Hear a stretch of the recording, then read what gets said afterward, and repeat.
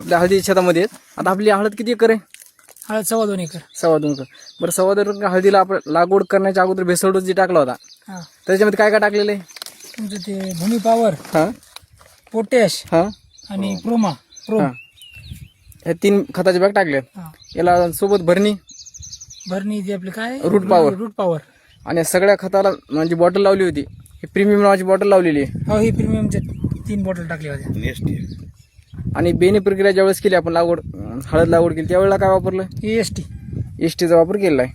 बरं याचा वापर केल्यामुळे तुम्हाला काय फायदा वाटला? फरक म्हणजे काय, हळदीची मुळ्याची संख्या जास्त आहे आणि उगवण शक्ती बी चांगली आहे. चांगली आहे. तूट लावायची गरजच नाही. आता उगवणी भरपूर झालेली आहे. आता बऱ्याच ठिकाणी निघणं चालू आहे.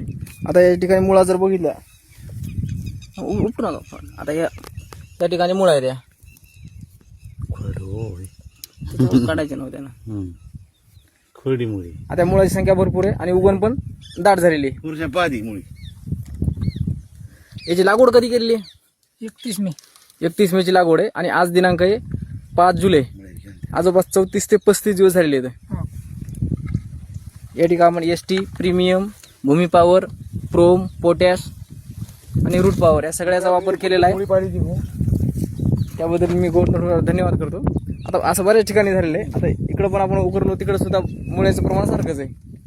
आता ठोंबरे साहेब हे पाहुणे आहेत आपले, ते ना आपलं वापरलं ना आपण पाहू ते इथं काय कंडिशन. हो बघू